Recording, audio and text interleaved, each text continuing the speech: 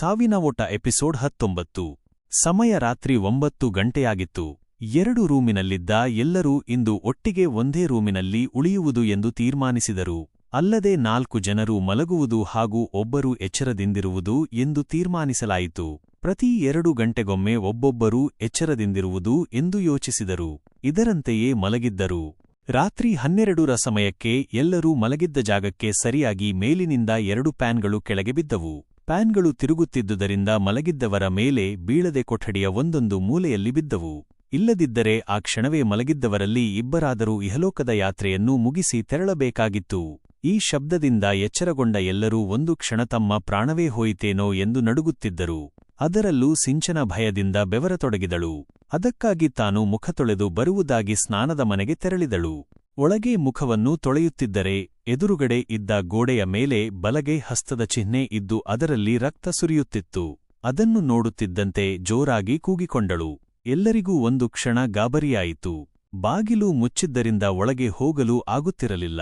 ಒಳಗಿದ್ದ ಸಿಂಚನ ಭಯದಿಂದ ಬಾಗಿಲನ್ನು ತೆಗೆಯಲು ಬಾಗಿಲ ಬಳಿ ಬರದೆ ಒಂದು ಮೂಲೆಯಲ್ಲಿ ಕುಳಿತು ಜೋರಾಗಿ ಅಳುತ್ತಿದ್ದಳು. ಸ್ವಲ್ಪ ಸಮಯದಲ್ಲಿ ಹಸ್ತದ ಚಿಹ್ನೆಯಲ್ಲಿ ನಿಮ್ಮೆಲ್ಲರನ್ನೂ ಸಾಯಿಸುತ್ತೇನೆ ಎಂದು ಬರೆದಿತ್ತು.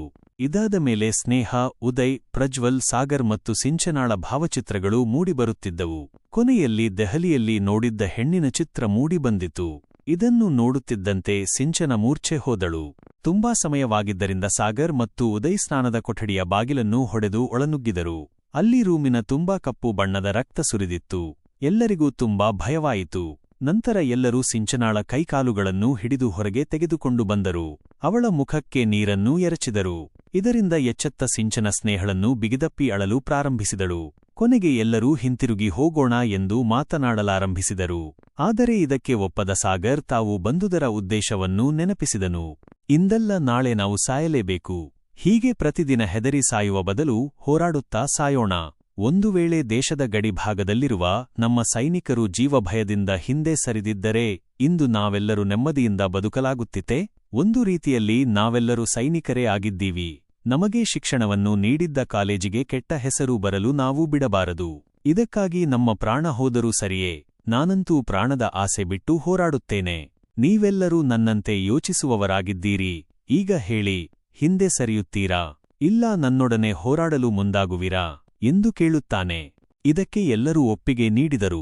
ನಾವೆಲ್ಲರೂ ಒಂದಾದರೆ ಯಾವುದೇ ನಕಾರಾತ್ಮಕ ಶಕ್ತಿಯೂ ನಮ್ಮನ್ನು ಎದುರಿಸಲು ಸಾಧ್ಯವಿಲ್ಲ ಎಂದು ಎಲ್ಲರೂ ಶಿವನ ಸ್ಮರಣೆ ಮಾಡುತ್ತಾ ಒಟ್ಟಿಗೆ ಸಮಸ್ಯೆಯನ್ನು ಎದುರಿಸೋಣ ಎಂದು ತೀರ್ಮಾನಿಸಿದರು.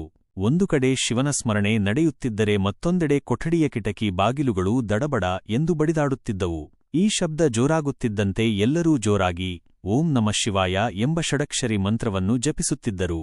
ಈಗಿರುವಾಗಲೇ ಪ್ರಜ್ವಲ್ ತನ್ನ ಏಕಾಗ್ರತೆಯನ್ನೂ ಕಳೆದುಕೊಂಡನು. ಮಂತ್ರವನ್ನು ಸರಿಯಾಗಿ ಪಠಿಸುತ್ತಿರಲಿಲ್ಲ.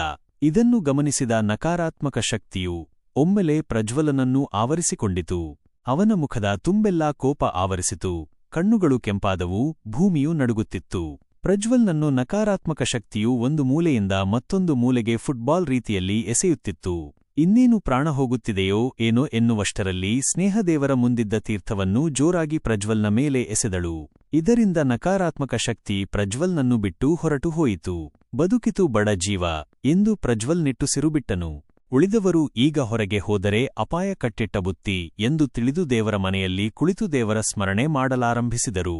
ಆಗೊಮ್ಮೆ ಈಗೊಮ್ಮೆ ಕರ್ಕಶಧ್ವನಿ ಕೇಳಿಸುತ್ತಿದ್ದರೂ ಅದರ ಕಡೆ ಲಕ್ಷ್ಯ ಕೊಡದೆ ದೇವರ ನಾಮದಲ್ಲಿ ತಲ್ಲೀನರಾದರು. ನಂತರ ಮುಖ ಕೈಕಾಲುಗಳನ್ನು ತೊಳೆದು ತಮ್ಮ ಪ್ರಯಾಣದತ್ತ ಗಮನ ಹರಿಸಿದರು. ಇನ್ನೇನು ಎಲ್ಲರೂ ಕಾರಿನ ಸಮೀಪ ತೆರಳಬೇಕೆನ್ನುವಷ್ಟರಲ್ಲಿ ಕಾರು ಇದ್ದಕ್ಕಿದ್ದಂತೆ ಸ್ಫೋಟಗೊಂಡಿತು. ಅಲ್ಲಿಂದ ಎಲ್ಲರೂ ಓಡಲಾರಂಭಿಸಿದರು. ಅವರು ಸುಮಾರು 4 ಮೈಲಿಗಳಷ್ಟು ದೂರ ಓಡುತ್ತಾ ಬಂದರು. ಅಷ್ಟರಲ್ಲಾಗಲೇ ಕತ್ತಲೂ ಆವರಿಸಿತು. ಸುತ್ತಲೂ ಕಾಡು. ಹಲವಾರು ಪ್ರಾಣಿಪಕ್ಷಿಗಳ ಕೂಗಾಟ ಕೇಳಿಸುತ್ತಿತ್ತು. ಎತ್ತ ನೋಡಿದರೂ ದಾರಿ ಕಾಣಿಸುತ್ತಿಲ್ಲ. ಹೊಟ್ಟೆ ಬೇರೆ ಹಸಿದಿದೆ. ಮುಂದೆ ನಡೆಯಲು ಶರೀರದಲ್ಲಿ ಚೈತನ್ಯವಿಲ್ಲ. ಕುಡಿಯಲು ನೀರು ಸಿಗುತ್ತಿಲ್ಲ. ಮೊದಲಿಗೆ ನೀರು ಹುಡುಕಬೇಕೋ ಇಲ್ಲ ಕಾಡಿನಿಂದ ಹೊರ ಹೋಗಲು ದಾರಿ ಹುಡುಕಬೇಕೋ ಎಂದು ಅರಿಯದೆ ಒದ್ದಾಡುತ್ತಿದ್ದರು. ಕಾಡಿನ ಇಕ್ಕೆಲಗಳಲ್ಲಿ ಅಲೆಮಾರಿಗಳಂತೆ ಇತ್ತಿಂದತ್ತ ಅತ್ತಿಂದಿತ್ತ ಓಡಾಡುತ್ತಿದ್ದರು. ಯಾವುದೇ ದಾರಿ ಗೋಚರಿಸಲಿಲ್ಲ. ಕೊನೆಗೆ ಉದಯ್ ದೊಡ್ಡ ಮರವನ್ನು ಏರಿ ನೋಡಿದನು. ದೂರದಲ್ಲಿ ಒಂದು ಕಾಲುದಾರಿ ಕಾಣಿಸುತ್ತಿತ್ತು. ಇದನ್ನು ನೋಡಿ ಖುಷಿಯಿಂದ ಕುಣಿದು ಕುಪ್ಪಳಿಸಿದನು. ಅಲ್ಲದೆ ಎಲ್ಲರೂ ಮರುಭೂಮಿಯಲ್ಲಿ ನೀರು ಸಿಕ್ಕಷ್ಟು ಖುಷಿಯಾಗಿ ಆ ದಾರಿಯಲ್ಲಿ ನಡೆದು ಮುಂದೆ ಸಾಗಿದರು. ಇನ್ನೇನು ಸ್ವಲ್ಪ ದೂರದಲ್ಲಿ ಹೆದ್ದಾರಿ ಸಿಗುತ್ತಿದೆ ಎನ್ನುವಷ್ಟರಲ್ಲಿ ಸುಮಾರು 100 ಆನೆಗಳು ಒಮ್ಮಿಂದೊಮ್ಮೆಲೆ ಓಡಿ ಬಂದವು. ಇವುಗಳು ಬರುವುದನ್ನು ನೋಡಿ ಭಯದಿಂದ ಹಿಂತಿರುಗಿ ಓಡಲಾರಂಭಿಸಿದರು. ಕೊನೆಗೆ ತಾವು ಮೊದಲು ನಿಂತಿದ್ದ ಜಾಗಕ್ಕೆ ಬಂದು ನಿಂತರು. ಸುತ್ತಲೂ ಕತ್ತಲ ಕೋಟೆಯಲ್ಲಿ ಬಂಧಿಯಾದರು. ಸ್ವಲ್ಪ ಸಮಯದಲ್ಲಿ ಉದಯ್ ಮತ್ತೆ ಅದೇ ಮರವನ್ನೇರಿ ದಾರಿಯನ್ನು ನೋಡುತ್ತಾನೆ. ದಾರಿ ಇದ್ದ ಜಾಗದಲ್ಲಿ ಬೆಂಕಿಯ ಕೆನ್ನಾಲಿಗೆ ಚಾಚಿತು. ಇದನ್ನು ನೋಡಿ ಭಯದಿಂದ ನಡುಗುತ್ತಾ ಮರದಿಂದ ಕೆಳಗೆ ಧುಮುಕಿದನು. ಕಾಡಿಗೆ ಬೆಂಕಿ ಬಿದ್ದಿದೆ, ಎಲ್ಲರೂ ಓಡಿ ಎಂದು ಕಿರುಚುತ್ತಾ ಓಡಲಾರಂಭಿಸಿದನು. ಅವನ ಹಿಂದೆಯೇ ಎಲ್ಲರೂ ಓಡಲಾರಂಭಿಸಿದರು. ಓಡುವ ರಭಸದಲ್ಲಿ ಎಲ್ಲರೂ ದಿಕ್ಕಾಪಾಲಾಗಿ ಓಡುತ್ತಾ ಕಾಡಿನಲ್ಲಿ ತಪ್ಪಿಸಿಕೊಂಡರು. ಹುಣ್ಣಿಮೆಗೆ ಕೇವಲ 34 ಗಂಟೆ ಮಾತ್ರವೇ ಬಾಕಿಯಿತ್ತು. ಅಷ್ಟರಲ್ಲಿ ದೆಹಲಿಯನ್ನು ಸೇರಬೇಕು. ಒಂದು ವೇಳೆ ನಿಗದಿತ ಸಮಯದಲ್ಲಿ ತಲುಪದಿದ್ದರೆ ತಮ್ಮ ಪ್ರಾಣವನ್ನು ಕಳೆದುಕೊಳ್ಳಬೇಕಿತ್ತು. ಈಗಾಗಲೇ ಅಪಾಯದ ತೂಗುಗತ್ತಿ ಅವರ ಸುತ್ತಾ ಸುತ್ತುತ್ತಿತ್ತು. ಎಷ್ಟೇ ಪ್ರಯತ್ನಪಟ್ಟು ಮುಂದೆ ಸಾಗಿದರೂ ಮೊದಲಿದ್ದ ಜಾಗಕ್ಕೆ ಬಂದು ಸೇರುತ್ತಿದ್ದರು. ಈ ಬಾರಿ ಒಂದು ಹೆಜ್ಜೆ ಮುಂದೆ ಹೋಗಿ ಬೇರೆ ಬೇರೆಯಾದರು. ಒಬ್ಬರು ಮತ್ತೊಬ್ಬರನ್ನು ಹುಡುಕುವುದರಲ್ಲಿ ತಲ್ಲೀನರಾದರು. ಒಂದು ಕಡೆ ಭಯ, ಮತ್ತೊಂದು ಕಡೆ ಜೊತೆಯಲ್ಲಿ ಯಾರೂ ಇಲ್ಲ ಎಂಬ ನೋವು ಅವರನ್ನು ಆವರಿಸಿತು. ಸ್ನೇಹ ಮತ್ತು ಸಿಂಚನ ಒಂದಾದರು. ಆದರೆ ಪ್ರಜ್ವಲ್, ಉದಯ್ ಮತ್ತು ಸಾಗರ್ ಯಾರಿಗೂ ಸಿಗಲಿಲ್ಲ.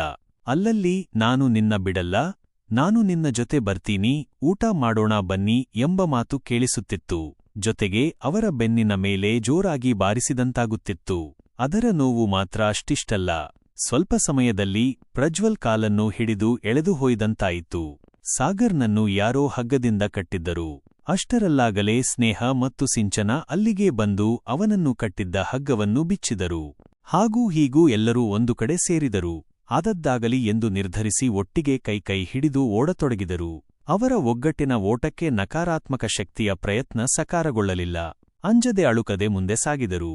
ಮುಂದೆ ಬರುವ ತೊಂದರೆಗಳನ್ನು ಧೈರ್ಯದಿಂದ ಎದುರಿಸಲಾರಂಭಿಸಿದರು.